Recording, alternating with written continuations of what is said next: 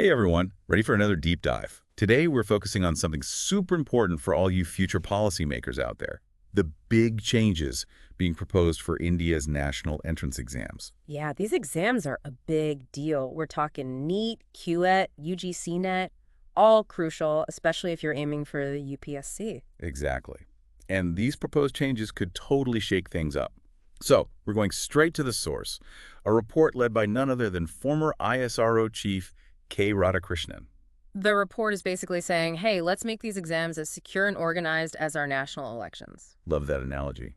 Yeah. So to help us understand the why behind these reforms, can you give us a quick rundown of the current system and why it needs a makeover? Sure thing.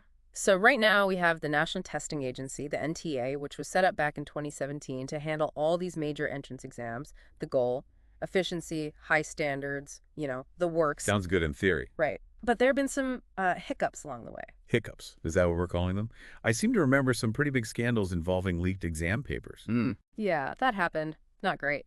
Basically, the NTA has been struggling with things like manpower shortages and an over-reliance on third-party tech partners.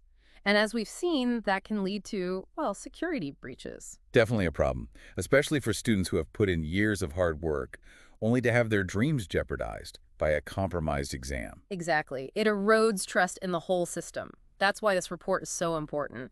It's all about restoring credibility and making sure every student gets a fair shot. So how are they planning to do that? What kind of changes are we talking about? Well, they're taking some cues from, believe it or not, our election process. Really? Like bringing in the election commission to oversee the exams? Well, not quite, but they're proposing similar strategies. For example, they want to involve district collectors in exam administration, just like they play a key role in ensuring free and fair elections. Interesting. So bringing in trusted local officials. Yep. And they're also suggesting having presiding officers at each exam center, kind of like at polling booths. Plus, sealed exam centers that are opened only with officials present. Think EVM strong rooms, but for exam papers. Wow, that sounds seriously secure. So I'm guessing this also means less reliance on those third-party agencies that have caused so much trouble? Absolutely. The committee is basically saying, let's shift towards greater government control, bringing more of the exam process under the direct supervision of government agencies. More government oversight, tighter security protocols. Makes sense. But what about the exams themselves? Are there any changes planned for how they are actually conducted? Oh yeah, they're going high-tech. The report proposes a digi-exam system inspired by the Digiatra system at airports. Digiatra. So using biometrics for verification, like at the airport? Exactly. Imagine, just walk in, scan your Aadhaar-linked biometrics, and boom, you're verified. No more frantic searches for your admit card on exam day. I like it. And of course, it adds a whole other layer of security. Makes it much harder for impersonators to slip through the cracks. Smart. So biometric verification, sealed exam centers, presiding officers, they're really pulling out all the stops. What else? Well, they're also recommending continuous CCTV monitoring at exam centers, sanitized testing environments. They even want to set up district-level CCTV monitoring centers. Wow, it sounds like they're leaving no stone unturned. Yeah. But all this tech and security must be expensive. It is a considerable investment, but the report argues that the long-term benefits outweigh the costs. Okay, I can see that. So it sounds like the NTA has a pretty big job ahead of them. They do, which is why the report also suggests they streamline their focus. Streamline? What do you mean? Well, the NTA handles a ton of different exams right now, from higher education entrance exams to recruitment exams. Right. The committee recommends they focus primarily on the higher education entrance exams, things like NEET, QET, UGC Net.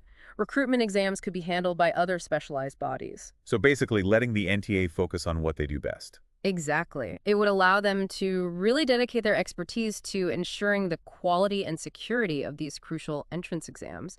It's fascinating when you think about it. These reforms really connect back to the bigger picture of good governance. Transparency, accountability, efficiency, all crucial stuff, especially for a well-functioning democracy, right? Absolutely. And a well-functioning education system is a huge part of that. Exactly. And these reforms are all about building that strong foundation. And it's not just about catching cheaters or preventing leaks. It's about creating a system that people can trust, Right. It's about fairness, meritocracy, Uh-huh. things that are essential for a society like ours. Exactly. And with a more secure and standardized system, the focus can shift towards making sure these exams are truly testing the skills and knowledge students need. So not just making them secure, but making them relevant. Makes sense. But who decides what's relevant?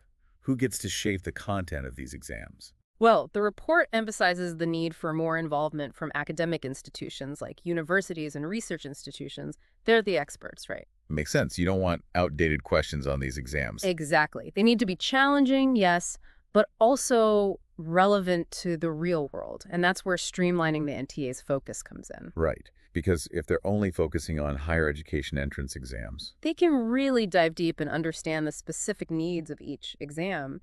And with input from subject matter experts, they can create exams that are both rigorous and relevant.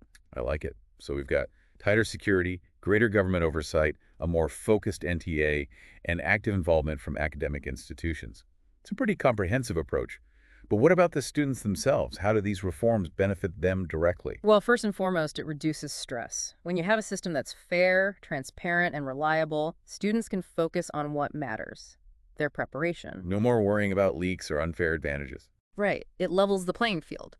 Success is based on hard work and merit, not on who can afford expensive coaching classes or who has access to leaked papers. Love that. And what about that Digi exam system? I imagine that's pretty student-friendly too. Absolutely. No more scrambling for your admit card or dealing with tons of paperwork. It's all about simplifying the experience. Less stress, more convenience, more fairness.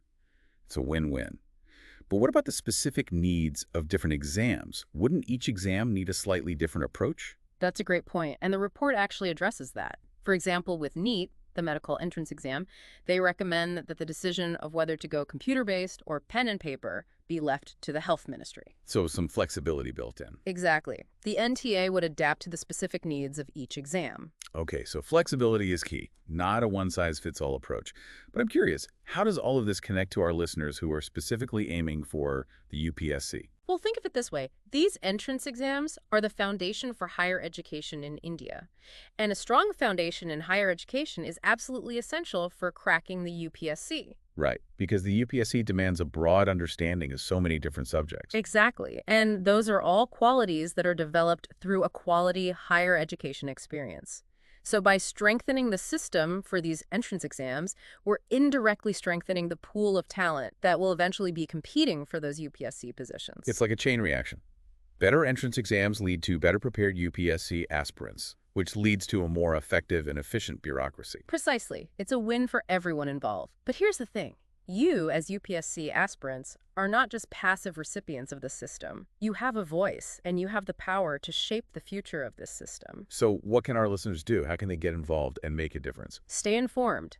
Keep up with the latest developments regarding these reforms. Right. An informed citizenry is essential for any democracy. Exactly. And don't underestimate the power of your voice. Share your experiences, your challenges, your suggestions with policymakers and with other aspirants. The feedback matters. It really does. Yeah. And who knows, maybe one day you'll be the ones implementing these changes, making the system even better for future generations. Now that's something to aim for. So to all our ambitious listeners out there, remember, your journey starts now. It starts with engaging with these issues, understanding the challenges, and being part of the solution. All right, so as we wrap up our deep dive into these pretty big reforms, it's time to reflect on what we've learned. We covered a lot: election-style security, biometric verification, streamlining the NTA, the role of academic institutions.